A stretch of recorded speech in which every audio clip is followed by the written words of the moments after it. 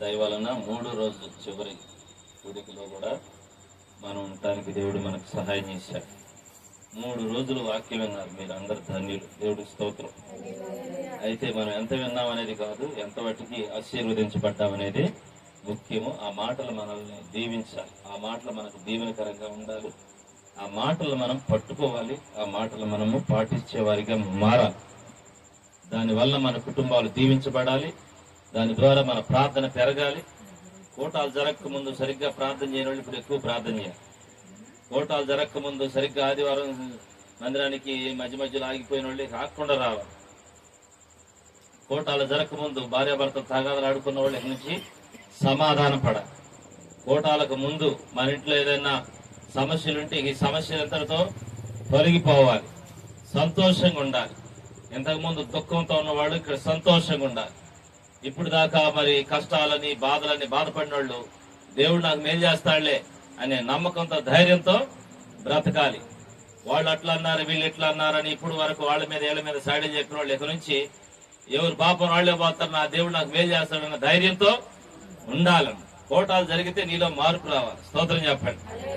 ఇంతకు ముందు చర్చిలో ఒక్కసారి కూడా చీగురు పెట్టి ఓడవున్న వాళ్ళు ఇక నుంచి రోజు పరిచర్య చేయాల. కోటాలు జరిగితే మరి సెలైన బాటిల్ పెట్టినట్టు మనిషికి ఉద్యోగం రావాలి. కొంతమందికి నీరసం ఏమవుతుంది. నేను ఒక రోజు కోటాలు పెట్టి సేవకులకి ఏమనో శాకిరి, విశ్వాసులకి ఏమనో సంతోషం. కోటాలంటే ఏంటనుకున్నారు? శాకిరి. చెప్పుకోలేని బాధలు. ఆర్థికంగా మన డబ్బులు వచ్చిన సేవకులను చూసుకోవాలి. వాళ్ళకి తిండి తిప్పల. ఒకరోజు మన ఇంటికి చుట్టాలు ఎత్తే మనం కోడి మాసం అంటాం, అదంటే ఇదంతా కింద పోయి ముందు పడతాం, వెనక్కి పడతాం. 3 రోజులు మరి వచ్చిన సేవకులను చూసుకోవాలా. మైకులు ఏంది, ఈ మైకులు ఏంది, ఆ లైటింగ్ ఏంది, ఏర్పాట్లు ఏంది అని బాధ్యతలు ఉంటాయి. మరి వాళ్ళకి ఫ్యామిలీ ఉంటుంది. సేవకుడికి ఆ ఫ్యామిలీ చూసుకోవాలి, ఇటు మిమ్మల్ని చూసుకోవాలి. టయానికి స్టార్ట్ చేయాలి, టయానికి ముగించాలి. ఎన్ని ఇబ్బంది ఇవన్నీ కూడా ఉంటాయి అన్నమాట. టయానికి అన్ని సమాధానించుకోకపోతే టయానికి ఎట్లా ప్రారంభిస్తాం కదా. కాబట్టి ఇవన్నీ బాధ్యతలు సేవకుల మీద ఉంటాయి. ఎందుకంటే పోవాలరా, అది కావాల్సిన తేవాలా, అది చేయాలా, ఇది చేయాలా, అది అంటారు ఇది అంటారు. అవునా కాదా? మరి సేవకులకి కోటాలు పెడితే 3 రోజులు కోటాల తర్వాత నీరసం వచ్చేస్తుంది. ఏమొచ్చింది? కానీ విశ్వాసులకి ఏమి రావాలి? ఈ వాక్యాలు విని ఉద్యమం రావాలి, ఆసక్తి రావాలి, సంతోషం రావాలి, ఆత్మలో బలం రావాలి. ప్రార్థన ఎక్కువ జరిగిందిగా. రోజు అయితే ఉదయం చేస్తాం, పనికి వెళ్తాం, సాయంత్రం వస్తాం, చేతి చేస్తాం, లేదా పడుకుంటాం. కొంతమంది ఉదయం సాయంత్రం చేసేవాళ్ళు ఉంటారు, నమ్మకంగా చేసేవాళ్ళు కొంతమంది ఉంటారు. కానీ ఇప్పుడు నీకు 3 రోజులు పొగులు రేత్రి ఉదయం మధ్యాహ్నం సాయంత్రం ఒకదంపుడాలి నీకు ప్రార్థన వాక్యం, ప్రార్థన పాటలో వాక్యం, ఇంకెంత ఆత్మలో బలం రావాలి, ఉద్యమం. స్తోత్రం చెప్పాలి. కాబట్టి ఈ కోటాల దగ్గర నుంచి నీలో ఆ మార్పు కనపడాలి. దేవుని స్తోత్రం చెప్పండి. మార్పు లేదనుకో మేము పడ్డ ప్రయాసం అంత ఏమైనట్టు అర్థమైపోయిందండి. సేవకుడు దుఃఖపడకూడదు. సేవకుడు దుఃఖపడితే మనకు ఆశీర్వాదం ఉండదు అనమాట. అది దేవుడు అన్నాడు, నీకోసం నమ్మకంగా ప్రార్థన చేసే సేవకుడు దుఃఖపడితే నీకు ఆశీర్వాదం ఉండదు అని చెప్పాడు. నీ పైన నాయకులుగా ఉన్నవారు లెక్క అప్పగించాల్సిన వాళ్ళలాగా బాధ్యతగా మీ ఆత్మలను కాపాడుతున్నారు. దుఃఖంతో కనుక ఈ పని చేస్తే నీకేం ప్రయోజనమే లేదు, మీకు లాభం. దుఃఖంతో కాక ఆనందంతో చేసినట్లు వారి మాట విని వారికి లోబడి ఉండండి. ఏంది, మిమ్మల్ని ఆస్తులు అడిగారా, బంగారం అడిగారా? ప్రార్థనగా చేయమంటుంది, మారు మనసుగా పొందమంటుంది, మందిరానికి రమ్మంటుంది, బ్రతికేగా మార్చుకోమంటుంది. ఎందుకు? దాని గురించి ఆలోచన. కాబట్టి దేవుని వాక్యము, దేవుడి సేవకులు ప్రార్థన చేస్తున్నారు, వాక్యం బోధిస్తున్నారు. నీ క్షేమం గురించి ఆలోచన చేసుకోవాలి. మంచి మనసు ఉంటే నీకు ఆలోచన చేస్తావు. నిజంగా నీ మనసు బుర్ర మంచిది అయితే చెప్పిన మాట మందిరానికి వస్తావు. అది కొంతమంది మనసు మంచిదే కానీ గుణం గుడిసెడిదంట. మనసు ఏమనో మంచిది, గుణం ఏమనో గుడిసెడిది. ఏం మరి దాని అర్థమైంది నాకు తెలియదు. అన్నిట్లో బాగానే ఉంటారు, కొన్నిట్లో తేడా పడతా ఉంటారు. మందిరానికి రారు. ఏమయ్యా వాక్యం వింటున్నావు? ఏమమ్మా వాక్యం వింటున్నావు? ఏమైంది నీకు చర్చిలోకి రావడానికి? ఎంతకాలం అలాగుంటావు? నీకేమో నిత్యమా? నీ లోకం నీకు నిత్యమా, శాశ్వతమా? ఇంతలో కనపడి అంతలో మాయమైపోయి ఆవిరి వంటి వాడు. ఏ క్షణం ఏం జరుగుతుందో మనకి తెలియదు. ఎందుకు నీ కోసం ఇంత ప్రయాసపడి ప్రార్థన చేస్తున్నా? గ్రహింపు చేసుకోవాలి, అర్థం చేసుకోవాలి, మందిరంలోనికి రావాలా. వాక్యం వినాలా, మారు మనసు పొందాలా, బ్రతుకు మార్చుకోవాలా, మాట తీరు మార్చుకోవాలా, అలవాట్లు మార్చుకోవాలి, చెడు స్నేహాలు మార్చుకోవాలి, సత్య పరలోకి పోవాలి, నరకానికి పోకూడదు. స్తోత్రం చెప్పాలి. నీకోసం సేవకుడు ఎంత చేశాడు, యేసు ఎంత చేశాడు. సిలువలో ఆయన నీకోసం రక్తం కాచాడు, ప్రాణం పెట్టాడు, పిడిగుద్దులు తిన్నాడు, అవమానపరచబడ్డాడు. నీకోసం ఇక్కడ ఒక మందిరం ఏర్పాటు చేశాడు, నీకోసం ఒక సేవకుని పెట్టాడు, నీకోసం ఒక బైబిల్ గ్రంథాన్ని పెట్టాడు, నీకోసం ప్రార్థన చేసే కాపర్లు పెట్టాడు. గొర్రెల చుట్టూ కాపర్ కనుక తిరిగినట్టు నీ చుట్టూ, నీ కుటుంబం చుట్టూ నీ కోసం ప్రార్థన చేస్తే, అమ్మా నువ్వు ఎలాగుండవు, నీ పిల్లలు ఎలా ఉండారు, నీ పశువులు ఎలా ఉండి, పిల్లల ప్రయాణం ఎట్లా, చదువులు ఎలా ఉండి అని చెప్పి కనుక్కోనల్లా అడిగల్లా నశించిన దాన్ని వెతికి రక్షించడానికి వచ్చినట్లుగా సేవకుడు నీ కోసం తిరుగుతూ ఉంటే, ప్రార్థన చేస్తుంటే లెక్క లేకుండా ఉండకూడదు. వాక్యాలు వినాలి, మారు మనసు పొందాలి, దేవుడు స్తోత్రం చెప్పాలి. అవునా కాదా? అవును, గ్రహింపండాలి. జ్ఞానం ఉంటే ఇదంతా అర్థమైంది. బుర్ర పని చేయాలన్నమాట. అది ఆనందే నన్ను సర్దిపోతే నన్ను నిద్రపోయినట్టు కుదరదు. జ్ఞానం ఉండాలి. మనం ఎందుకు వచ్చాం ఈ లోకానికి, ఎందుకు బ్రతుకుతున్నాం ఈ లోకంలో, ఎక్కడికి పోవాలి ఈ లోకం వదిలిపెట్టిన తర్వాత. కొద్దిగా మనిషికి ఆలోచన ఉండాలి. అది మనం పరలోకం నుంచి వచ్చాం. ఎక్కడి నుంచి వచ్చాం? అందరూ ఎప్పుడు ఎక్కడి నుంచి వచ్చాం? ఎవరమ్మా పరలోకం నుంచి వచ్చింది? అవునండి, మనం ఇంటికాడి నుంచి వచ్చామంటే ఇప్పుడు ఇంటికాడి నుంచి వచ్చాంలే. అసలు తల్లి గర్భంలోకి రావడానికి ఎక్కడి నుంచి వచ్చాం? పరలోకం నుండి వచ్చాం. మనం ఎక్కడికి పోతాం? మనం మరలా పరలోకానికి. మన్నైనది వెనకటి వలె భూమికి చేరును, ఆత్మ తాను దయచేసిన దేవుని ఎద్దకు మరలా పోవును.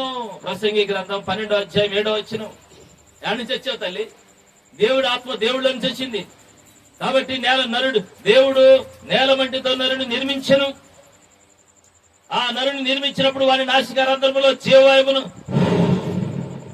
అని ఊదగా, ఈ మట్టి బొమ్మ నరుడు జీవాత్మాయను, ప్రాణి జీవించే ప్రాణి. మన్నైనది వెనకటి వలనే మరలా భూమికి చేరుతుంది. ఆత్మ దాన్ని దయచేసిన దేవుని యొద్దకు మరలా పోతుందంట. దేవుని స్తోత్రం. ఆత్మ ఎక్కడికి వెళ్తుంది తల్లి? దేవుని యొద్దకు పోతుంది. దేవుడు ఎక్కడున్నాడు? పరలోకంలో ఉన్నాడు. ఈరోజు ఈ పరలోకం గురించి చెప్తా మీకు. పరలోకం అసలు ఎలా ఉంటది, పరలోకం అంటే అందులో ఎవరుంటారు, పరలోకం ఎలా ఉంటది అనేది కొన్ని విషయాలు బైబిల్ గ్రంథంలో వచ్చి మీకు తెలియజేస్తా. ఈ పరలోకం అనేది ఏంటంటే దేవుడి ఇల్లు అంటది. ఎవరి ఇల్లు చెప్పండి? ఎఫెసీ పత్రిక 2వ అధ్యాయం 19వ వచనం రాయబడింది. దేవుని ఇంటి వారు అవుతాం మనం అంటాడు, పరలోక సంబంధ పౌరులం అవుతామంటాడు. త్వరగా చదవండి. పరలోకము దేవుని ఇల్లు. పరలోకం అంటే ఎవరి ఇల్లు? అది ఎఫెసీ 2:19.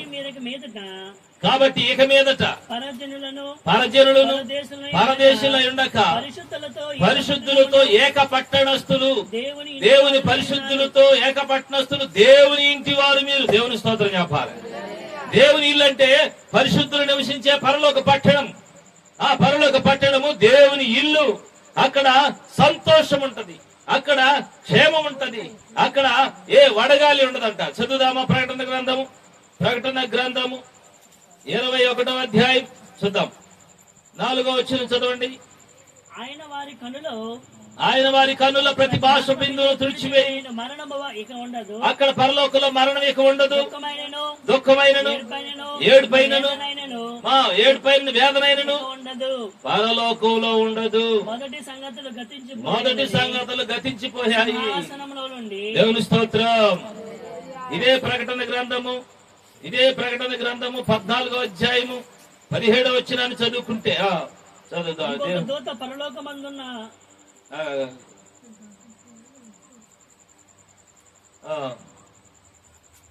దేవుని చదువుతారు. పరలోకంలో ఎలా ఉంటది అంటే అక్కడ ఇలాంటి ఏ విధమైన వడగాలి ఉండదంట, ఏ విధమైనటువంటి శ్రమలు. 7:14 అనుకుంటున్నాను. చూద్దాం. అవును, 15 చదివయ్యా.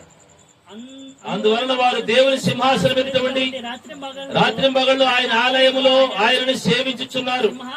సింహాసనాసీనుడైన వాడు తానే తన గుడారములు వారి మీద కప్పును. వారికి ఇక మీదట ఆకలి అయినను దాహమైనను ఉండదు, సూర్యుని ఎండైనను వడగాలి అయినను ఏ వడగాలి కూడా వారికి తగలదు. ఏలయనగా సింహాసన మధ్య నుండి గొర్రెపిల్ల వారికి కాపరి అయి జీవ జలముల బుగ్గ యొద్ద వారిని నడిపించును. దేవుడే వారి కన్నుల నుండి ప్రతి బాష్ప బిందువును ఈ భూమి మీద పడిన బాధలన్నీ కన్నీళ్లు తుడిచివేస్తారు. చప్పుడు కూడా మేపరచని గట్టిగా.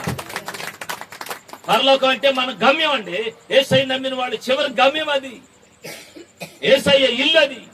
అక్కడ ఏ వడగాలి, ఇక్కడున్న బాధలు కష్టాలు ఉండవు, మరణము కూడా ఉండదు. పరలోకంలో మరణము లేదు, సావు లేదు. ఇక సావుకు భయపడాల్సిన పని లేదు. అక్కడ ఏ నొప్పులు రోగాలు లేవు. ఇక్కడ అవిటోడు అక్కడ అవిటిగా ఉండడు. ఇక్కడ గుడ్డోడు అక్కడ గుడ్డోడు కాదు. ఇక్కడ చెవిటోడు అక్కడ చెవిటోడు కాదు. ఇక్కడ పేదోడు అక్కడ పేదోడు కాదు. ఇక్కడ ధనవంతుడు అక్కడ ధనవంతుడు కాదు. అందరూ దేవదూతల వలె ఉంటారంట. దేవుని స్తోత్రం చెప్పండి. అందరూ యేసయ్యను పోలి ఉంటారంట. మహిమతో నింపబడి ఉంటారంట. అక్కడికి మనం వెళ్ళబోతున్నాం. అది మన అసలైన అడ్రస్.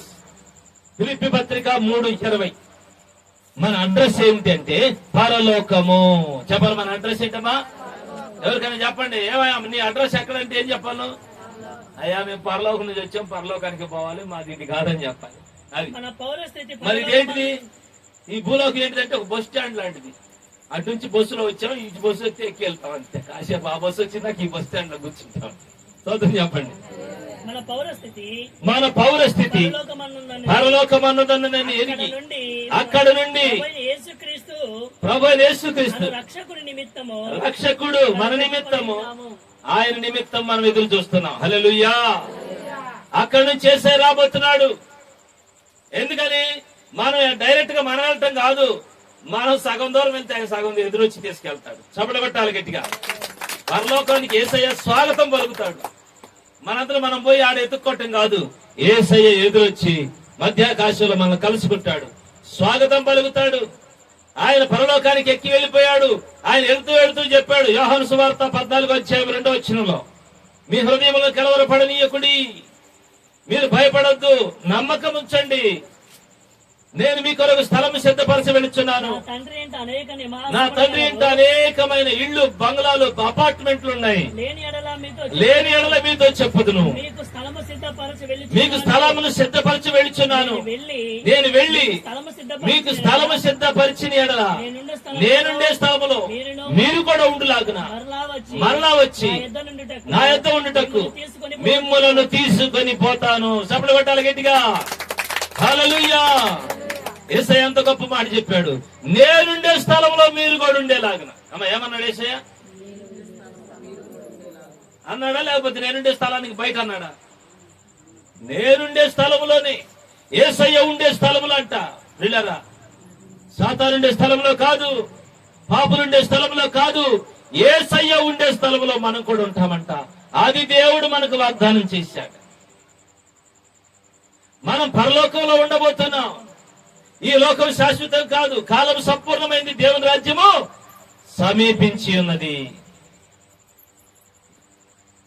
ఈ భూమి మీద నేను కూడా కాలిపోయే రోజు ఒక రోజు రాబోతుంది. ఈ భూమి మీద మనం డబ్బు సంపాదించుకున్నా, బంగారం సంపాదించుకున్నా, పొలం సంపాదించుకున్నా, ఆస్తులు సంపాదించుకున్నా, పేరు ప్రఖ్యాతలు సంపాదించుకున్నా, అధికారాలు సంపాదించుకున్నా గాని ఈ భూమి ఉండటం లేదు. ఈ భూమి నాశనం కాబోతుంది. భూమి ఒకటే కాదు, ఆకాశం కూడా తగలబడబోతుంది. పర్వతాలన్నీ కూడా పేలిపోబోతున్నాయి. మహావేంద్రముతో ఇవన్నీ కూడా లయమైపోబోతున్నాయి. పేతురు 3 ఇవన్నీ కూడా మహావేంద్రముతో లయమైపోబోతున్నాయి, కాలిపోబోతున్నాయి. ప్రియులారా, నోవాహు దినాల్లో జల ప్రళయం వచ్చినప్పుడు నీటి వరదలు అందరు ఎలా కొట్టుకొని పోయారు. నోవాహు దేవుని మాట విన్నాడు కనుక ఆయన ఎట్లాగైతే రక్షించబడ్డాడు, అలాగే రేపు అగ్నితో ఈ భూమి నాశనం కాబోతుంది. అయితే ప్రభు దినము దొంగ వచ్చినట్లు వస్తుంది. ఆ రోజు చెప్ప చేయకుండా ఆ రోజు వచ్చింది. ఒక రోజు మనం పైకి వెళ్ళిపోయే రోజు, భూమి కాలిపోయే రోజు. ఆకాశముల మహావేంద్రముతో గతించిపోతాయి. ఆకాశములు మహాధ్వనితో పెద్ద శబ్దంతో ఇవన్నీ కూడా గతించిపోతాయి. పంచభూతములు వికృతమైన వేండ్రముతో అగ్నితో కాలిపోతాయి. భూమియు ఈ భూమి మీద మనుషుడు కట్టిన పెద్ద పెద్ద బిల్డింగులు, అపార్ట్మెంట్లు, కృత్యములు కాలిపోతాయి. ఇవన్నీ అందులో అనండి, ఇవన్నీ అనండి. ఏంటి ఇవన్నీ అంటే మానవుడు ఆశపడి కట్టుకున్నాయి మొత్తం. మానవుడు ఆశపడి సంపాదించుకున్నాయి మొత్తం ఏమైపోతాయి అంటే ఒక రోజు కాలిపోతాయి. నాకు ఇదే, కొంతమంది ఏసీ రూమ్ లో పడుకొని ఏసీ వేసుకుని నాకు ఇదే స్థిరం అనుకుంటున్నాను. అయ్యా ఏసీ స్థిరం కాదయ్యా, ఏసై నమ్ముకోకపోతే ఏసీ ఉన్న సొన్నే. ఎందుకంటే ఇవన్నీ కూడా కాలిపోతాయి. ఏసై రాబోచున్నాడు. రెండో రాకుండా తన బిడ్డలను, తను నమ్మిన వారిని కష్టాలు వచ్చినా, శ్రమలు వచ్చినా, అవమానం వచ్చినా, నిందలు వచ్చినా, వాళ్ళు వీళ్ళు ఇరుగు పొరుగు వాళ్ళు దూషించినా, శపించినా, దేవుడి కోసం నా రాజు వస్తాడు, నా యేసయ్య వస్తాడని ఆయన కోసం కనిపెట్టుకున్న వాళ్ళ కోసం ఆయన మేఘాల మీద రాబోచున్నాడు. ఆయన వస్తాడని చెప్పిన వాడు రాక మానడు. ఆయన వచ్చినప్పుడు ఆయన మనలను తీసుకొని పోతాడు. ఆయన ఉండే ఆ బంగారు పట్టణంలో, ఆ బంగారు రాజ్యములో ఆయన మనల్ని ఉంచుతాడు. అక్కడ నీతి ఉంది, న్యాయం ఉంది. ఇక్కడ లంచాలకి, మోసాలకి, దగా కోరి వాళ్ళకి మాత్రమే ఇక్కడ అధికారం ఉంది. కానీ అక్కడ నీతి, న్యాయం ఉన్నది. దేవుని స్తోత్రం చెప్పండి. అటువంటి నా యేసయ్య రాజ్యంలోనికి వెళ్తాను. అబ్రహాము దానికోసం ఎదురు చూశాడంట. హెబ్రీ పత్రిక 11:10 ఎవరమ్మా? అబ్రహాము పునాదులు కలిగిన పట్టణం కొరకు ఎదురు చూశాడంట. ఏలయనగా దేవుడు దేనికి శిల్పియు నిర్మాణకుడై ఉన్నాడు. పునాదులు కలిగిన ఆ పట్టణం కొరకు అబ్రహాము ఎదురు చూశాడు. దేవుని స్తోత్రం. అబ్రహాం దేని కొరకు ఎదురు చూశాడు? దేవుడు దేనికి శిల్పి నిర్మాణకుడై ఉన్నాడు అంటే దేవుడు తన చేతులతో ఏ పట్టణాన్ని కట్టాడో ఆ పరలోక పట్టణం కొరకు అబ్రహాం ఎదురు చూశాడు. అబ్రహాము గుడారంలో నివసించాడంట, టేరా కింద ఉన్నాడంట. ఎవరో పోయి అడిగారంట, ఏమయ్యా ఇంత ధనవంతుడివి, డబ్బు ఉంది కదా, దేవుడు దీవించాడు, బానే ఉంది కదా, కమ్మగా డాబా కట్టుకోవచ్చు అంటే ఆయన అన్నాడు, ఈ డాబా శాశ్వతం కాదు, నేను పరలోకం పోవాలన్నా. ఎక్కడికి? నేను కట్టుకున్న ఇల్లు కాదు, యేసయ్య కట్టిన ఇంట్లో నేను ఉండబోతున్నాను. ఆయన చేతులతో కట్టబడిన బంగారు నగరంలో ఉండబోతున్నాను. ఆ వీధులన్నీ బంగారమే, గుమ్మములన్నీ ముత్యములతో, రత్నములతో కట్టబడ్డది. అక్కడికి నేను వెళ్ళబోతున్నాను చెప్పి అబ్రహాము ఆ పరలోక పట్టణం కోసం ఎదురు చూసి అక్కడికి వెళ్ళిపోయాడు. చాలా మంది ఈ లోకమే స్థిరం అనుకుంటున్నాడు. ఇక్కడున్న రత్నాలు, ఇక్కడున్న బంగారం శవలకి ఇంత పెట్టుకొని నేను బంగారం కొన్నానండి. ఆడ బజార్ నిండా బంగారమే. ఆ గుమ్మాలు, వాకిళ్ళు రత్నాలతో, ముత్యాలతో, పునాదులు రత్నాలతో వేయబడిందంట. యెషయా గ్రంథం 54 రాయబడింది. నీలమణులతో నీకు పునాదులు వేస్తానంటున్నాడు. దేవుని స్తోత్రం చెప్పండి. నాకు అది లేదు, ఇది లేదు అనుకుంటున్నావా? నువ్వేం భయపడొద్దు, నిన్ను నేను ఆదరిస్తానంటున్నాడు, ధైర్యపరుస్తానంటున్నాడు. చదువుతాం 12వ వచనం. మణులు మాణిక్యాలతో నీ కోట కొమ్మలను, సూర్యకాంతములతో నీ కొమ్మలను నేను ప్రతిష్ఠ చేస్తా. ప్రశస్తమైన రత్నాలతో నీకు సరిహద్దురాళ్ళు, ప్రశస్తమైన రత్నాలతో అద్దురాళ్ళు. లేదా మన గ్రానైట్ అయితే కాదు అద్దురాళ్ళు పెట్టేది, రత్నములతో. ఏమంటే పరలోకం గురించి చెప్తున్న సంతోషం లేదా? మీరు అట్లుండాలంటే చెప్పు, కాసేపు చెప్పి పోదు కానీ తొందరగా అన్నట్టుంది మీ వ్యవహారం. నాకైతే ఆనందంగా ఉంది. దేవుని స్తోత్రం చెప్పండి. అది పరలోకం దేవుడు ఇస్తానంటే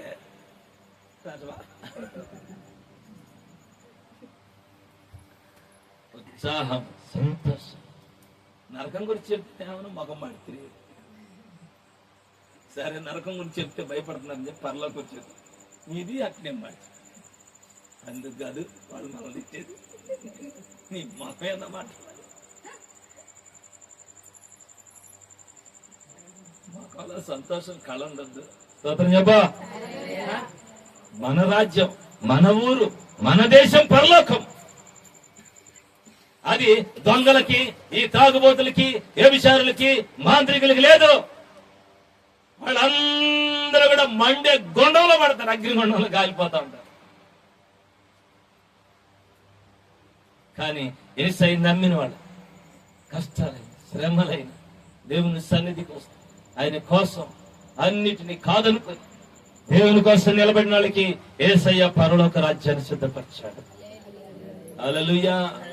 ఆ పరలోక రాజ్యానికి మనల్ని తీసుకుని వెళ్ళడానికి ఆయన రాబోతున్నాడు. ఒక ముఖ్యమంత్రి గారు అనుకున్నాడంట, నాకు పరలోకంలో కూడా ఒక ఫ్లాట్ కావాలని. ఏం కావాలంట? ఈ కాలనీలో కనుక ఫ్లాట్ కొన్నట్టు పరలోకంలో కూడా నాకు ఫ్లాట్ కావాలన్నట్ట. ఎంత అయినా ఎత్తానంట. ఎవరో మాట్లాడరమ్మన్నాడు. వేడంట, జీవ గ్రంథం అంది ఎవరి పేరైతే ఉంటుందో వాడు మాత్రం ఇందులోకి ప్రవేశిస్తాడు. ఆ గ్రంథం ఏడుంది, దాంట్లో పేర్లు ఎవరు రాస్తారు? ఎంత ఇస్తే రాస్తారు అంటారు. డబ్బులు ఇచ్చే గ్రంథంలో పేరు రాయరయ్యా. యేసుక్రీస్తు రక్తములు, గొర్రె పిల్ల రక్తములు తమ వస్త్రములు ఉదుక్కొని వాటిని తెలుపు చేసుకున్న వారు మాత్రం వారి పేర్లు అందులో ఉంటాయి. ఎవరి పేరైనా జీవ గ్రంథంలో కనబడకపోతే వాడు అగ్నిగుండంలో పడవేయబడతాడు. వాడు ఎమ్మెల్యే అయినా, ఎంపీ అయినా, ప్రధానమంత్రి అయినా సరే, ఈ రాష్ట్రాల్లో ఏలేవాడైనా సరే, దేశాలను ఏలేవాడైనా సరే, గొర్రె పిల్ల రక్తంలో, యేసు రక్తములో, పరిశుద్ధ రక్తములో, నిబంధన రక్తములో కడగా బాడాని ఎడల వారి పాపముల నుండి మళ్ళుకోకపోతే, మారు మనసు పొందకపోతే, రక్షణ పొందకపోతే వారి పేర్లు జీవ గ్రంథములో ఉండవు. ఆ జీవ గ్రంథం యేసయ్య దగ్గర ఉంటుంది. ఆయన దేవదూతల చేత మారు మనసు పొందిన వారి పేర్లు అక్కడ రాస్తాడు. నీకు తెలియదు, ఇక్కడ రాసి, ఇక్కడ నువ్వు మారు మనసు పొందిన రోజు అక్కడ రాయబడుతుంది. అక్కడికి వెళ్ళిన తర్వాత భూమి మీద నాకు చాలా పెద్ద పేరు ఉంది, నాకు పలుకుబడి ఉంది, నా పేరు కూడా ఉండి చూడమంటే అది ఉండదు. అక్కడ ఎవరి పేర్లు ఉంటాయంటే తనను తాను తగ్గించుకున్నవాడు హెచ్చించబడతానండి. ఆ తగ్గించుకున్న వాళ్ళ పేర్లు అక్కడ ఉంటాయి. పాపాన్ని విడిచిపెట్టిన వారి పేర్లు అక్కడ ఉంటాయి. దేవుని కోసం తగాదలు మానుకొని అందరితో సమాధానంగా ప్రేమగా ఉన్న వాళ్ళ పేర్లు అక్కడ ఉంటాయి. లోపులు, దొంగలు, తాగుబోతుల పేర్లు అక్కడ ఉండవు. కాబట్టి మన కొరకు సిద్ధపరిచాడు యేసే పరలోకాన్ని. దేవుని స్తోత్రం చెప్పండి. ఆ పరలోకంలో పౌలు గారు అంటాడు, నా కొరకు అక్కడ ఒకటి సిద్ధపాటు చేశానంటాడు. పౌలు గారు కూడా ఏమన్నాడు చూద్దామా? 2 తిమోతి పత్రిక 4వ అధ్యాయం 8వ వచనం. ఇక మీదను నా కొరకు అక్కడ నీతి కిరీటం ఒకటి ఉంచబడి, ఆ దినమందు నీతి గల న్యాయాధిపతి అయిన ప్రభు అది నాకు మాత్రమే కాకుండా అపేక్షించి వారందరికి అనుగ్రహించును. ఆయన యొక్క రాకడను, ఆయన ప్రత్యక్షతను ఆశపడే వాళ్ళందరికీ దేవుడిస్తాడు. అది ఆ లోకం. దేవుని స్తోత్రం చెప్పండి. పౌలు గారు అంటున్నాడు, నా కొరకు సిద్ధపరచబడింది, దేవుడు నా కొరకు అక్కడ సిద్ధపాటు చేశాడు అంటూ, నాకు మాత్రమే కాదు, ఆయన రెండో రాకడ ఉందని, ఆయన మరలా వస్తాడని, ఆయన మొదటిగా ఒకటేమను ఆయన చనిపోయి తిరిగి లేచాడని, ఆయన నా పాపాలు తీసేశాడని, పరలోకానికి వెళ్ళాడని, స్థలం సిద్ధపరుస్తున్నాడని, రెండో రాకడలో వస్తాడని, నన్ను తీసుకుని వెళ్తాడని ఎవరైతే నమ్మి ఎదురు చూస్తూ ఉంటారో ఆ ఎదురు చూసేవారు అందరికీ అందులో భాగం ఇస్తాడు. హల్లెలూయా అని పౌలు గారు చెప్తున్నాడు. యేసు ప్రభువారు ఈ పరలోకం గురించి మనకు అర్థం కావడానికి ఒక ఉపమానం కూడా చెప్పాడు. ధనవంతుడు, పేద లాజరు కథ. ఒకానొక పట్టణంలో ఒక ధనవంతుడు ఉన్నాడంట. లోకాసు వార్త. ధనవంతుడు ఒకడు ఉండేను. అతడు ఓదా రంగు బట్టలు, చాలా కాస్ట్లీ వస్త్రాలు ధరించుకుని, సన్నపునార వస్త్రములను ధరించుకుని ప్రతి దినము బహుగా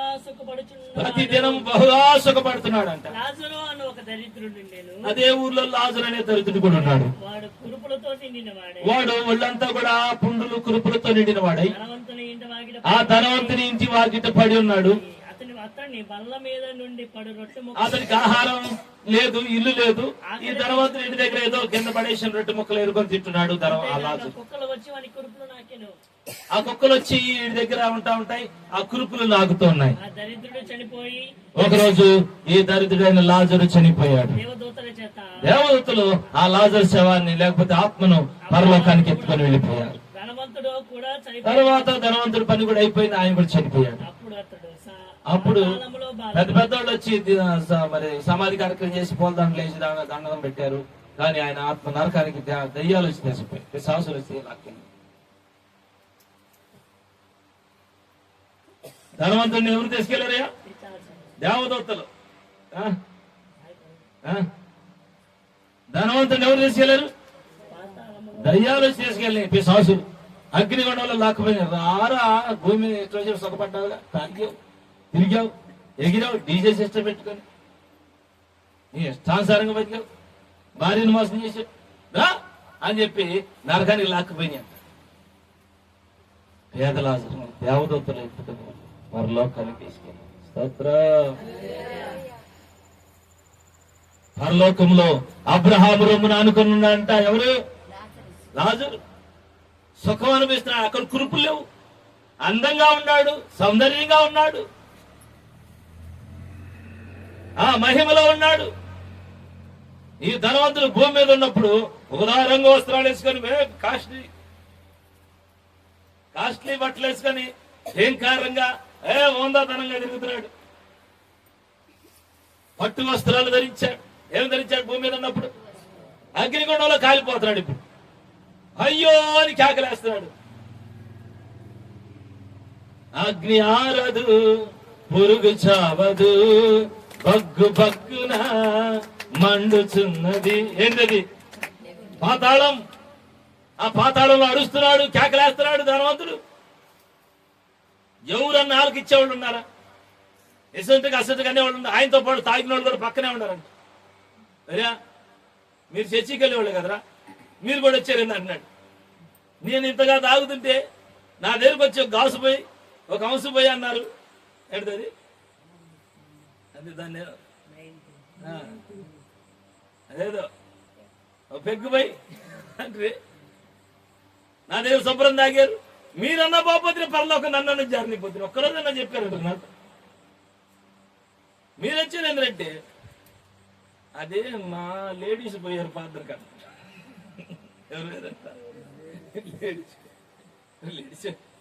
లేడీస్ పోయిన దరిద్రుడా నరకానికి వస్తావు తెలిసి నాకు నాకంటే తెలియకొచ్చాను. ఎందుకు వచ్చారా? నీకు మాత్రం లాజర్ చెప్పలా, నేను లాజర్ దేవతలు వచ్చాను నేను వాడు ఎట్టున్నాడు చూద్దాం. వాడు నాకంటే ముందు వచ్చాడు. వాడు కూడా చూడలేదు. నరకం మొత్తం తిరుగుతున్నాడు. కాతనే అరుతానే ఏడలేడు. పైకి చూస్తే లాజర్ ఉన్నాడు. అబ్రహాము రొమ్మున పరలోకంలో మహిమలో ఉన్నాడు. హల్లెలూయా. అరే వాడికి దిక్కు మొక్కు లేదు, పరలోకంలో ఉన్నాడు. ఇంద్ర నాకెంతమంది ఉండి నేను నరకంలో ఉన్నానని చెప్పి అక్కడ అబ్రహాం ఉన్నాడంట. ఎవరున్నారు? అబ్రహాము రొమ్మున అనుకున్నాడంట. చిన్న పిల్లడలే సంకరెక్కినట్టు ఈ లాజరు అబ్రహాముని కాకేశాడు ధనవంతుడు. తండ్రి అబ్రహామా, అయ్యా తండ్రి అబ్రహామా అంటున్నాడు. నా యందు కనికరపడి లాజరు వేలి కొనను నీళ్ళల్లో ముంచి నా నాలుకను చల్లార్చడానికి లాజరును పంపించయ్యా. భూమి మీద ఉన్నప్పుడు ఏమైనా తాగి గొంతులు చల్లగా ఉండేది. ఇప్పుడు ఏమైనా అసలు ఒక సుఖం కూడా దొరకట్లేదు. నేను అగ్ని జ్వాలలలో యాతన పడుచున్నాను, లాజరును పంపించు. ఏంది పాస్టర్ గారు అట్లా నూతన జీవితం అంటే? వీళ్ళారా మనం పరలోకానికి వెళ్ళిన తర్వాత నరకంలో వాళ్ళు కనపడితే ఉంటుంది, ఇలాగే ఉంటది మనకి. వాళ్ళు భూమి మీద పడిన పాటలన్నీ మనకు గుర్తొస్తాయి. అర్థమైందా? వాళ్ళు ఇక్కడ మనం ఎగతాళి చేసిన ఎగతాళి మామూలు ఎగతాళి. రాత్రికి వెళ్ళిన వాళ్ళు ఎన్ని మాటలు 800 మాటలు అంట. ఆడికి వెళ్ళిన తర్వాత పాపం వాళ్ళు పాడుతుంటే ఆపశాపాలు పాడుతుంటాడు. అవును ప్రియారా, మన కొరకు యేసయ్య సిద్ధపరిచాడు పరలోకం. హల్లెలూయా.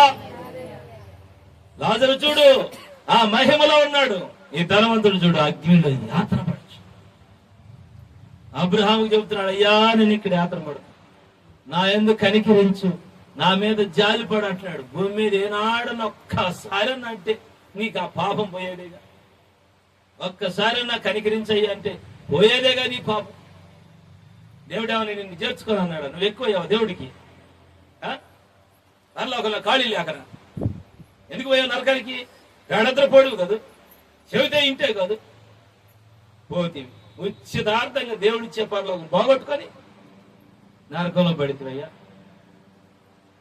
ఇప్పుడంటే లాజర్ను పంపాల. ఎవరు పంపాలా? లాజర్ అంటే నీకంటే తక్కువ అనుకుంటున్నావా? లాజర్ నీకు సర్వెంట్ అనుకున్నావు నీళ్లు అందించడానికి. లాజరు యేసయ్యతో సమరూపం కలిగిన వాడంట. స్తోత్రం చెప్పండి. ఆయనతో సమరూపం కలిగిన వాడు. ఆడికి పరలోకి వెళ్ళిన వాళ్ళు ఎలా ఉంటారు తెలుసా? ఆయనతో సమరూపం. ఫిలిప్పీ పత్రిక చూడు 3:21. యేసయ్య లాంటి రూపం, యేసయ్య లాంటి పోలికలో ఆయన వంటి మహిమతో నిండుకొని ఉంటాం పరలోకంలో. కంప్లీట్ గా అన్నిటిని కూడా ఆయనకి లొంగ తీసుకోగలిగిన శక్తిమంతుడు యేసయ్య. ఆయన మన యొక్క శరీరమును తన మహిమ గల శరీరానికి సమరూపము సమాన రూపము గలదానిగా మార్చివేస్తాడంట. స్తోత్రం చెప్పండి. ఇక్కడ నువ్వు నల్లగా ఉండొచ్చు, నేను నల్లగా ఉండొచ్చు, ఇక్కడ ముక్కొంకరం మూతొంకరు ఉండొచ్చు, కానీ ఆయన రూపానికి, ఆయన మహిమ కలిగిన రూపానికి సమరూపం కలిగిన వాడిగా, సమరూపం కలిగిన దానిగా మారిపోతాం. లాజరు అలా ఉన్నాడు. నీకు నీళ్లు అందించే స్థితిలో లేడు ఆయన.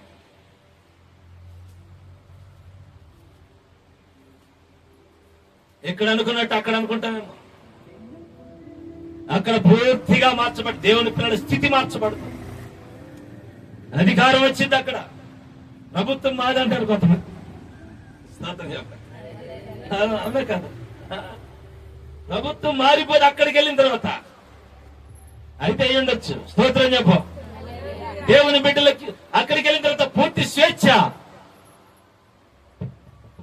ఈ ధనవంతుడు ఎక్కడుండి సర్వ సుఖాలు అనుభవించాడు, కానీ అగ్నిగుండంలో మాత్రము చాలా యాతన పడుచున్నాడు. లాజరు అయితే సుఖపడుచున్నాడు. అబ్రహాం అన్నాడు, అయ్యా నీవు బతికినంత కాలము ఇష్టం వచ్చినట్టు సుఖమే అనుభవించావు. ఇష్టం వచ్చినట్టు అందరూ ఎట్లా అనుభవించాడు సుఖం? ఇష్టం వచ్చి కన్ను చూసిందల్లా కోరుకు, నాలుక రుచించిందల్లా కావాలని, మనసుకి దొత్తి తోసిందల్లా అనుభవించాలనుకున్నదల్లా అనుభవించి ఏం అడ్డం పెట్టలేస్తారు హృదయానికి. అట్లా అనుభవించి ఏడకొచ్చావు నేను. వాడేమన్నా చిన్నదానికి పెద్దానికి అన్ని కష్టాలు పడి ఎవరు లాజరు అన్ని కష్టాలు పడి, బాధలు పడి, నిందలు పడి, అవమానం పడి, నిందల్లో అవమానాల్లో నన్ను విడవక నా కోసం అన్నిటిని ఓర్చుకొని, తిండికి లేకపోయిన దొంగతనం చేయకుండా, ఎవరి దగ్గర అబద్ధాలు ఆడుకోవడం మోసం చేయకుండా నిష్ఠగా బ్రతికి ఏడకొచ్చాడు. వాడి కష్టం ఫలించి ఈరోజు వాడు సుఖం అనిపిస్తున్నాడు. నీవు సుఖపడి పాపం చేసావు కనుక నీ పాపం పండి ఈరోజు అనుభవిస్తున్నావు. ఇక నిన్ను బయటికి తెచ్చేవాడు ఎవడు? ఒకవేళ మేము నీ దగ్గర రావాలంటే నీ దగ్గరికి మా దగ్గరికి మధ్యలో పెద్ద అగాధం ఉంది. ఈ అగాధం దాటేవాడు ఎవ్వడు లేడు. మహాగాధం అంట. ఏముంది? మహాగాధం. ఇక అక్కడి నుంచి ఇక్కడికి ఎవడు రాడు, ఇక్కడి నుంచి అక్కడికి ఎవరు పోలేదు. అది సాధ్యమయ్యేది కాదు. దేవుడు అంత ఎడం చేశాడు. పరలోకమేమో పైన ఉంది, పాతాళమేమో కింద ఉన్నది. ఎక్కడోళ్ళు అక్కడికి, అక్కడోళ్ళు ఇక్కడికి మారడానికి కోరుతారు.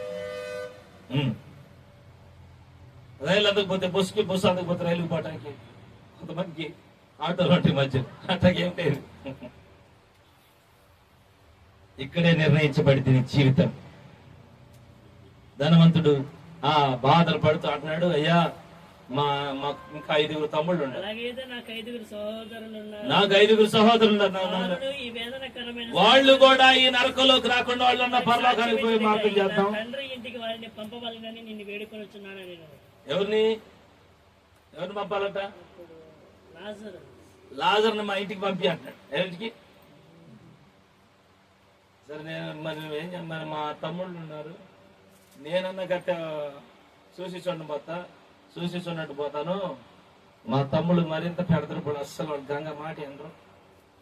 వాళ్ళకి చచ్చిపోయినాడు కనుక పోయి చెబితే ఉరి ఈయన ముందు చచ్చాడు కనుక లేచి వచ్చాడని చెప్పి పరలోకం ఉందని చెబితే నిజంగా నమ్ముతారయ్యా? పంపి అంటే నువ్వుకోండి, ఆర్డర్లు అయితే పంపడానికి మేము లేమయ్యా, అక్కడ చెప్పేవాళ్ళు చాలా మంది ఉన్నారు. పలుకురు నుంచి వస్తున్నాడు ఒక ఆయన మైకులో చెబుతున్నాడులే, ఇంక మళ్ళీ ఏడు నుంచి ఆడిస్తారులే అని చెప్పి స్తోత్రం చెప్పాలి. ఈ లాజరు పంపిస్తే వాళ్ళందరూ పారిపోతారు, ఊళ్ళో కూడా ఉంటారు. అవునా కాదా? చచ్చిపోయినాడు ఇప్పుడు చెప్తే ఉంటారా? నిద్ర కొడతారు. చచ్చిపోయినాడు లేచి వస్తే జనం నిద్ర కూడా పోరు. ఆ ధనవంతుడు అడుగుతాడు లాజరును పంపి అని. ఈ కుదిరే పనులు కాదులయ్యా. అక్కడ ప్రవక్తలు ఉన్నారు. ఎవరున్నారు? ప్రవక్తలు ఉన్నారు. మోషే ఉన్నాడు, వాళ్ళు ఉన్నారు. వాళ్ళు చెప్తారులే, నువ్వేం పర్లేదు, నువ్వు కాముగా మేపకుండా కాలుతా ఉంటాను.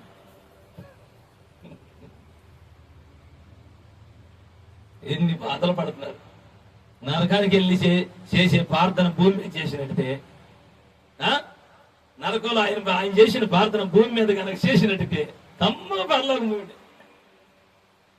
ఆడేడు చెబుతున్నాడు. ఎడవచ్చుగా, అక్కడ పశ్చాత్తాపడే బదులు ఇక్కడ పశ్చాత్తాపడొచ్చుగా. అందుకే ఒక ఆయన పాట పాడాడు, దీపముండగానే ఇల్లు, ప్రాణముండగానే నీవు ప్రభుని నమ్ముకో. మనిషిగా పుట్టినోళ్ళు మహాత్ములైన మరల మట్టిలో తీసుకొని పోలేరు పుసిక పుల్లైన ఇలా సంపాదన వదలవలయురా. ఈ లోకంలోంచి ఏమి తీసుకొని పోలేము.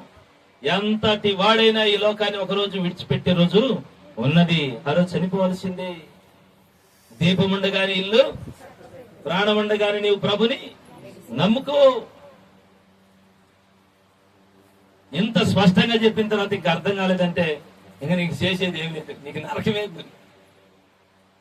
కానీ ఆ నరకానికి వెళ్ళటం ఎవరికి ఇష్టమో లేదు, దేవుడికే ఇష్టం లేదు. నువ్వు నరకంలో పడి కాలిపోవటానికి ఇష్టం లేక ఆయన నీ కోసం ముందుగానే వచ్చి ప్రాణమే పెట్టు. ఆయన ప్రేమ ఎంత గొప్ప.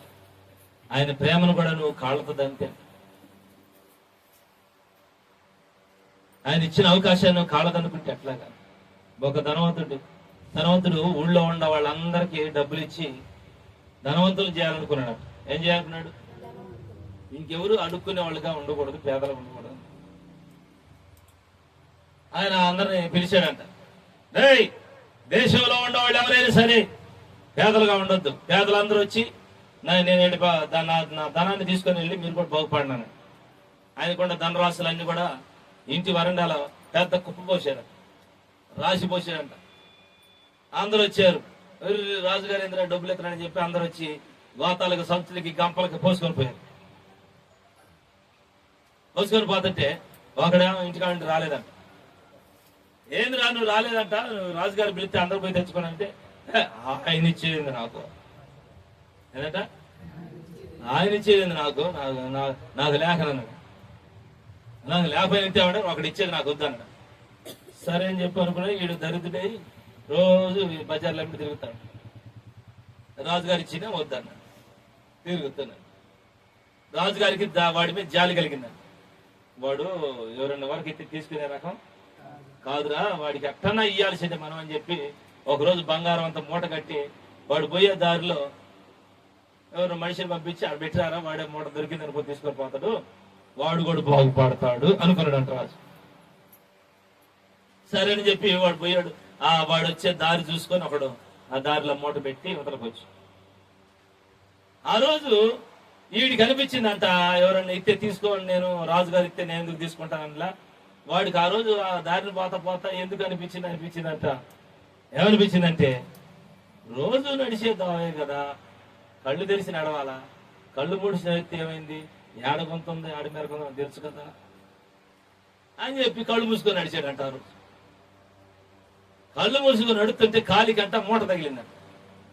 మూట తగిలిన కళ్ళు తెరవకుండా అనుకున్నాడంట, రోజు లేదే ఈ మూట, ఎంత పెడితేలే అనుకొని దాటిపోయాడు.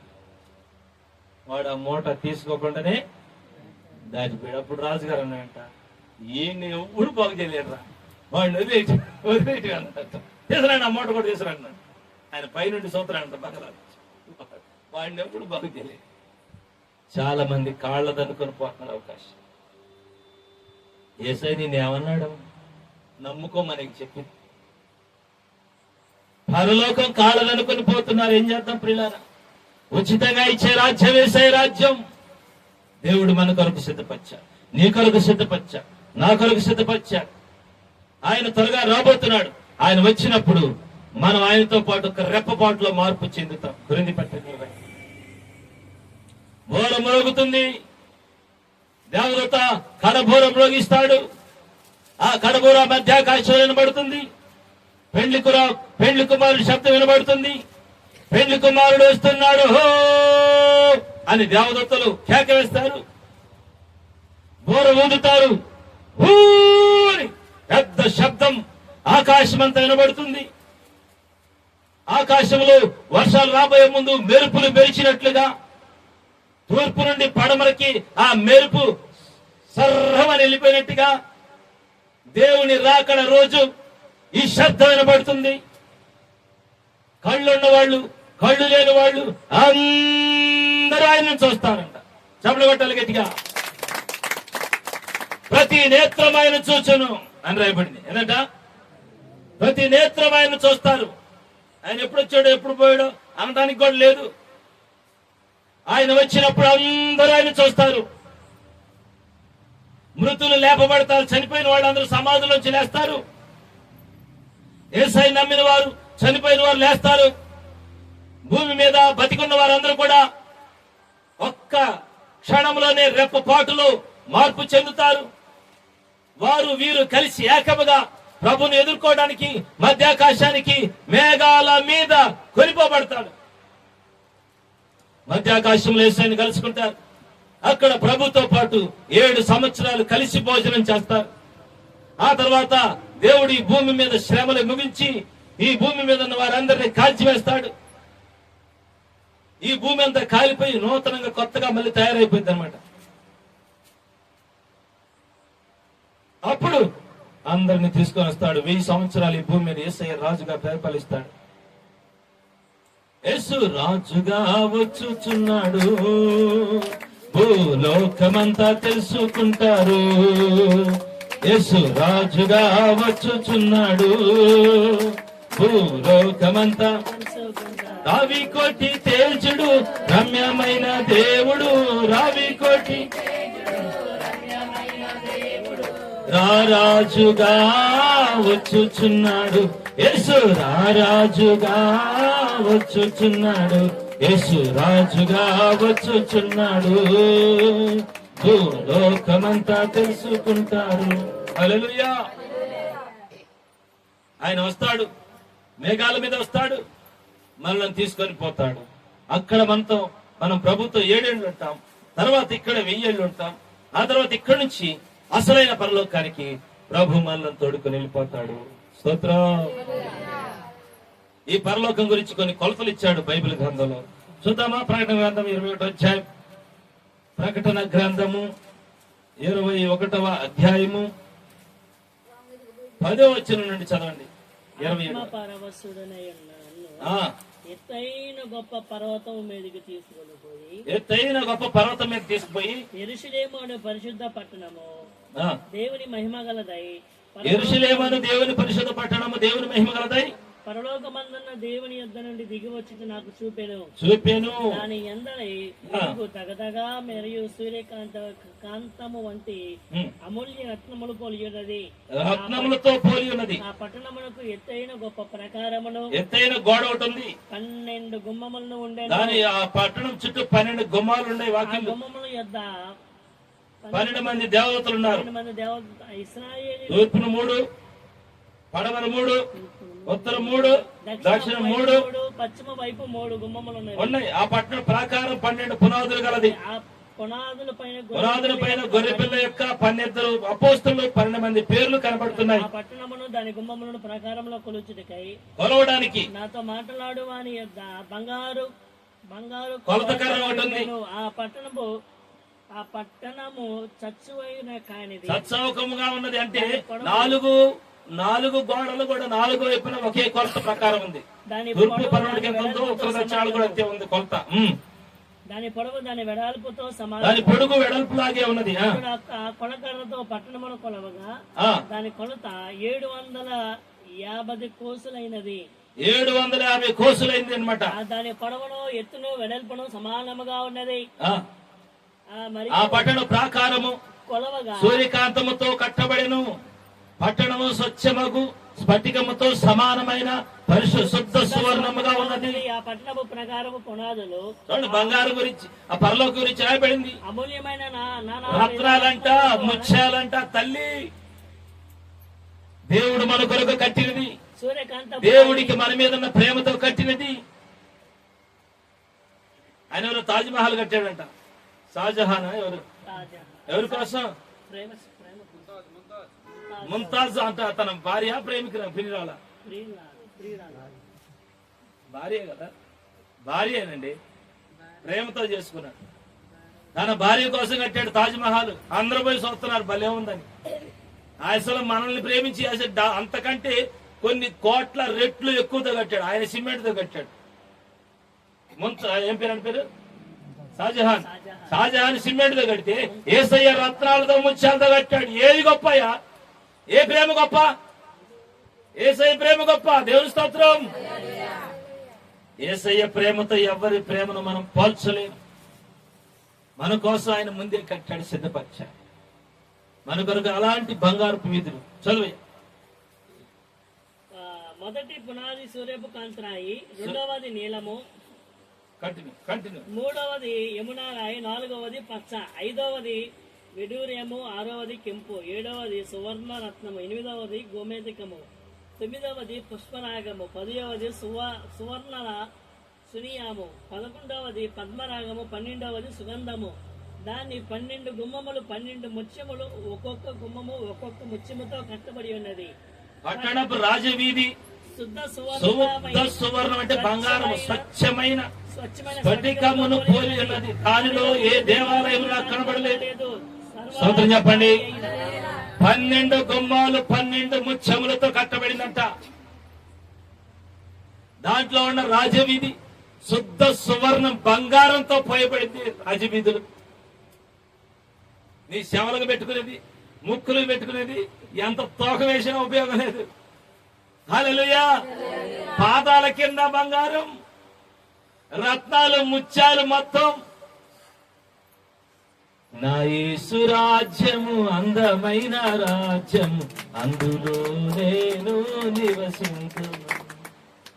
సూర్య చంద్రులు అక్కర లేని రాజ్యం, ప్రభువు క్రీస్తే వెలుగై ఉన్న రాజ్యం. సూర్యచంద్రులు అక్కర్లేదు, దగ్గ మెరిసిపోతాట పర్లో. అక్కడ ఆకలి లేదు, దప్పిక లేదు, ఎండ లేదు, వాన లేదు, గాలి లేదు, సూర్యుడు లేడు. అక్కడ చీకటి లేదు, ఎప్పుడు ఒకటే కాంతి, ఆయనలో వచ్చే కాంతి. అక్కడ ఏడుపు లేదు, దుఃఖం లేదు, ఏ బాధలు లేవు. ప్రతిరోజు ప్రతి నిమిషం దేవుడిని పరిశుద్ధుడు పరిశుద్ధుల దేవదూతల వల్ల ఆయన ఆరాధించడం మన పని. అక్కడంట మన్నా ఉన్నా ఏముంది చెప్పండి. అక్కడ జీవవృక్ష ఫలం ఆదామ వల్ల తినకుండా వదిలేశారే. ఆ జీవవృక్ష ఫలం, దీంట్లోకి మరణమే. జీవ జలం నది ఉందంట అక్కడ. ఆ నీళ్లు తాగుతూ బ్రతుకుతాం. ఈ ఆకలి ఎక్కడైతే ఒక ఆయన అంటాడు, పరలోకంలో అన్నం లేదు, కూడు లేవు, నీళ్ళు లేవు అంటున్నాడు. కూడు లేవు, నీళ్ళు లేవు కాదురా, ఆకలి ఉండదు, దప్పికొండదు. అంటే నువ్వు ఆకలేక తలికి అక్కడ ఆహారం ఉంటుంది. స్తోత్రం చెప్పండి. నీకు దప్పికేకి తలికి ఆ నీళ్లు తాగితే దప్పిక అవ్వదు అన్నాడుగా. ఆ ఆహారం తింటే ఆకలి ఉండదు అన్నాడుగా. దేవుడి స్తోత్రం. అక్కడ ఏ బాత్రూంలు బహిర్భూములు ఉండవు. అంటే ఎక్కడున్నట్టుగా ఇవన్నీ ఉండవు. శరీరం ఉండదు. రక్త మాంసములు దేవుని రాజ్యం స్వతంత్రించుకోలేవు.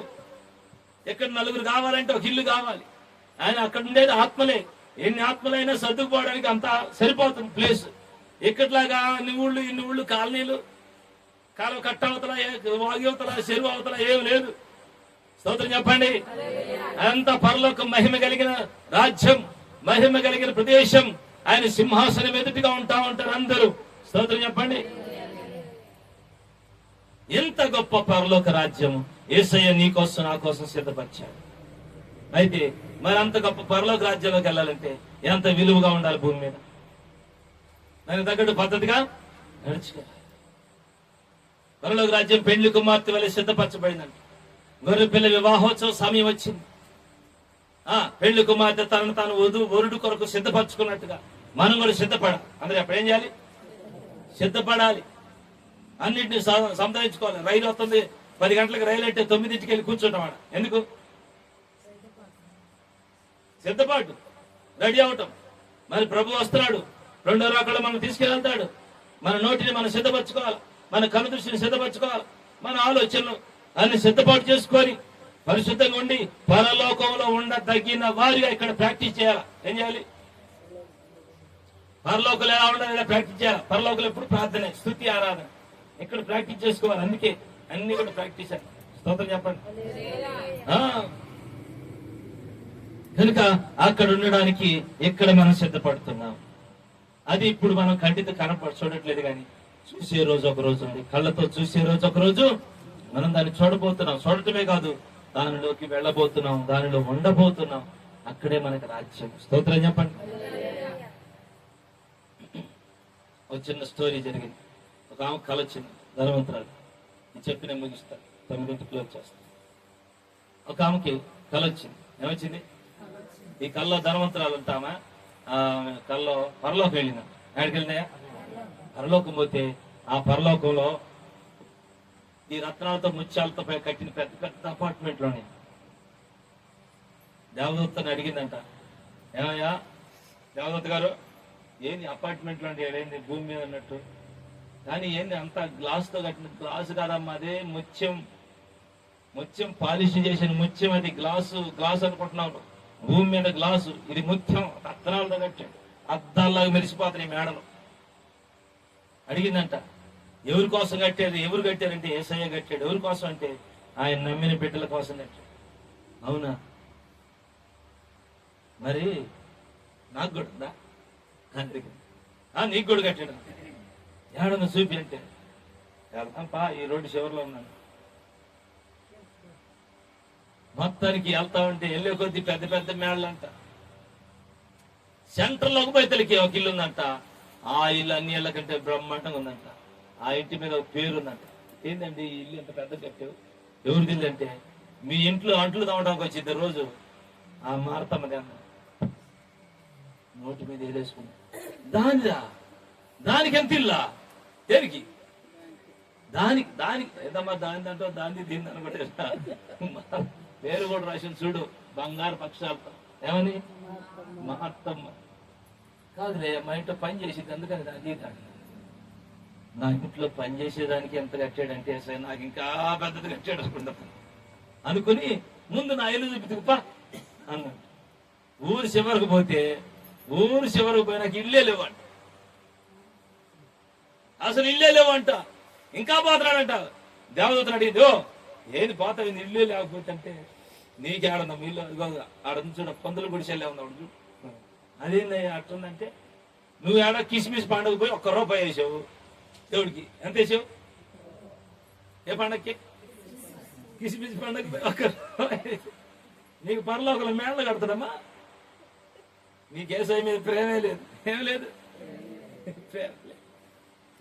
నువ్వు ఇచ్చిన రూపాయికి ఆయన వడ్డీతో సహా నువ్వు తాటగలు కొరకు వచ్చేసాడు.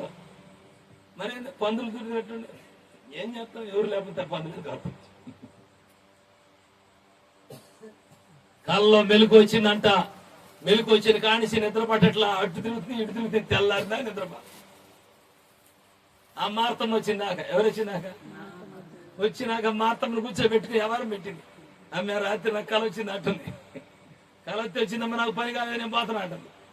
కాదురా, నా కళ్ళ నువ్వు కూడా ఉండవు అంట. కళ్ళ నన్ను కూడా పెట్టా. మళ్ళీ ఏమైంది కళ అంటే, అమ్మే నేను పరలోకం పోయాను.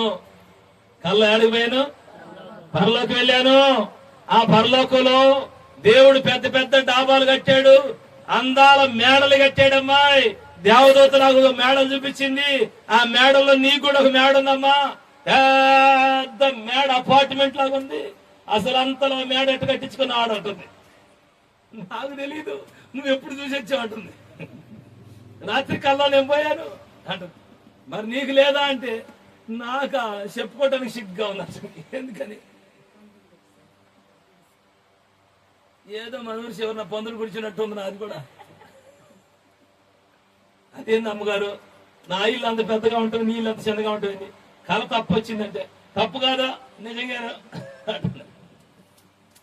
అమ్మ నేను కూడా వస్తాను అమ్మాయి చర్చికి అంటున్నాను. ఎక్కడికి వస్తాను? రేపు నుంచి నేను కొడతాను. పిలవకపోతే మాత్రం ఒప్పుకోను. నీకంటే పెద్దలు కట్టించుకోవాలి పర్లా. స్తోత్రం చెప్పాలి. అవును, ఆమెకు ఆశ కలిగింది. కళ వచ్చేదానికి ఏమర్థమైందంటే ఆమెకి యేసయ్యను నమ్మిన వాళ్ళకి దేవుడు ఈ భూమి మీద ధనం లేకపోయినా చెప్పాడుగా, నువ్వు అవన్నీ పేదలకు ఇచ్చాను చెంబడించి నీకు పరలోకంలో ఫలము ధనము ఉంటుంది. స్తోత్రం. ఈ లోకంలో శ్రమలు పడితే పరలోకంలో నీ ప్రతిఫలం పెరిగిపోద్ది. దూషించారు, కులం తక్కువని దూషించారు, ఆస్తి లేదని దూషించారు, అధికారం లేదని దూషించారు, చదువు లేదని ఎగతాళి చేశారు, పనికి రావని చీ అన్నారు. కానీ ఇక్కడ వాళ్ళు అనే కొద్ది నీకు అక్కడ నేను పెంచుతాను. స్తోత్రం అని చెప్పాడు యేసయ్య. ఈ మాటలు గ్రహించిన ఆమె ధనవంతురాలు యేసయ్య నమ్ముకుంది, చర్చికి వచ్చింది, బాప్తిసం పొందింది. ఒక రోజు ఈ మార్తమ్మ ఇంటికి తీసుకెళ్లి బొచ్చులో ఒక నీళ్లు పోసి కాళ్ళు కడిగింది. అమ్మ నన్ను క్షమించమ్మ, నిన్ను చాలాసార్లు అది ఇది అన్నాను, ఇక నుంచి నిన్ను అది ఇది అన్నా. సహోదరివి. ఎవరు నువ్వు? నాకు సహోదరివి. నేను కూడా దేవుని బిడ్డని. నేను యేసయ్య కూతురు, నువ్వు యేసయ్య కూతురివి. మన ఇద్దరికి తండ్రి యేసయ్య, మనం అక్కా చెల్లెళ్ళు, సహోదరులు. మనకు పగ లేదు, ద్వేషం లేదు, భేదం లేదు. చమడబట్ట మారిపోవాలి లోకమంతా, చేరి రావాలి ప్రభు యేసు చెంత. మారిపోవాలి లోకమంతా. స్తోత్రం. హల్లెలూయా. అందరూ మారిపోవాలి, అందరూ యేసయ్య దగ్గరికి చేరి రావాలి. ఆయన రాకడ రాబోతుంది. రేపో మాపో తెలియదు. ఎప్పుడు వస్తాడు ఎవరికి? దొంగోడు ఎప్పుడు వస్తాడు చెప్పొస్తాడా? గర్భిణీ స్త్రీకి ప్రసవ నొప్పులు ఎప్పుడు వస్తాయో చెప్పొస్తాయా? అలాగే యేసయ్య కూడా రాబోతున్నాడు. ఆయన వచ్చే నాటికల్లా నువ్వు బాప్తిసం పొంది సిద్ధపడి రాకడ కోసం సిద్ధంగా ఉంటే ఆయన వస్తాడు. సిద్ధపడి నిన్ను నన్ను మేఘాల మీద తీసుకొని వెళ్తాడు. దేవదూతల బూరల శబ్దం, తాళమేళాలతో, సంభ్రమాశ్చర్యాలతో, ఆ నక్షత్ర కాంతిలో పరలోకానికి మనం వెళ్ళిపోబోతున్నాం. హల్లెలూయా. సిద్ధమేనా? నువ్వు సిద్ధంగా ఉన్నావా?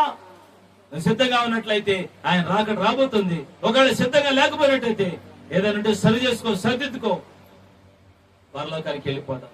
పరలోకానికి వెళ్ళడానికి నువ్వు సిద్ధంగా లేకుండా ఉంటే ఆశపడిన ఉపయోగము లేదు. పిల్లలు ప్రార్థన చేసుకుందాం. అందరం మోకరించి ప్రార్థన చేసుకుందాం.